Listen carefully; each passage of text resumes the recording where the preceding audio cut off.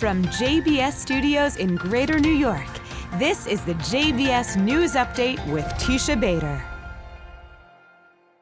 I'm Teisha Bader with the JBS News Update for Thursday, February the 13th, 2025. The IDF continues its counter-terror operation in Judea and Samaria, the West Bank, saying today that more than 90 terrorists were arrested and 12 weapons confiscated this week. Also noting that it destroyed an explosive-laden car in an operation in Jenin. This morning, the IDF said that it neutralized a suspect who suspiciously approached an IDF Samaria Brigade headquarters base. Some reports saying that the suspect rammed his car into the gate of the base. The IDF said the suspect was neutralized after he advanced suspiciously towards the forces. No casualties to our forces. The IDF also today shared video of documentation from South Lebanon, where it said stockpiles of weapons and rocket launchers were located and destroyed by Israeli troops. U.S. Secretary of State Marco Rubio will travel to Israel in the coming days. State Department spokesperson Tammy Bruce said Rubio leaves for the Munich Security Conference today, where he will discuss, she said, a range of U.S. priorities with international partners. He will then travel to Israel, Saudi Arabia, and the United Arab Emirates from February the 15th through the 18th. Saying Secretary Rubio's engagements with senior officials will promote U.S. interests in advancing regional cooperation, stability, and peace. The trip, she said, will center on freeing American and all other hostages from Hamas captivity, advancing to phase 2 of the ceasefire agreement in Gaza, and countering the destabilizing activities of the Iranian regime and its proxies.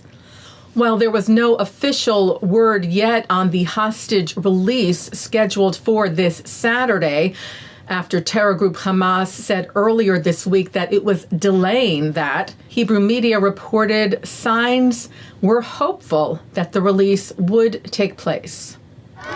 Meanwhile, released hostage Ohad Ben Ami, among the 3 Israeli hostages freed from Gaza last Saturday, was discharged from the hospital today, and the Hostage Families Forum shared video of Ben Ami visiting a school in Tel Aviv to meet with community children whose parents supported and stood by his family throughout his captivity.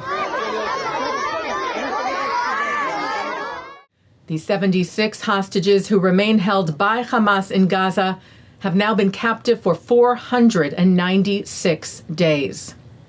Turning now to Australia, where 2 nurses in a Sydney hospital were suspended from their jobs for threatening to kill Israeli patients and saying they would refuse to treat them.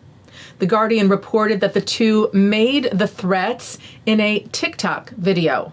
Australian Prime Minister Anthony Albanese called the video disgusting. He said, "The comments are vile, the footage is sickening and shameful," saying these anti-Semitic comments driven by hate have no place in our health system and no place anywhere in Australia. Albanese said these individuals have been stood down by New South Wales authorities. They have rightly been referred to the New South Wales Police for criminal investigation. Individuals found to have committed criminal anti-Semitic acts, he said, will face the full force of our laws.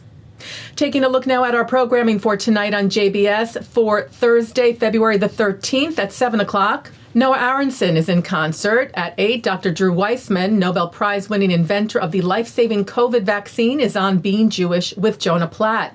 At 9, it's Dr. Yaron ben Zeev on Lchayim. At 10, Yaron is in the spotlight with Abby Pogrebin. At 10:30, a replay of the news. And coming up next, a look at Judaism and the environment. And that's the JBS News Update for Thursday, February the 13th, 2025. I am off tomorrow. I will be back with the news on Monday. Wishing you an early Shabbat Shalom. Am Yisrael Chai.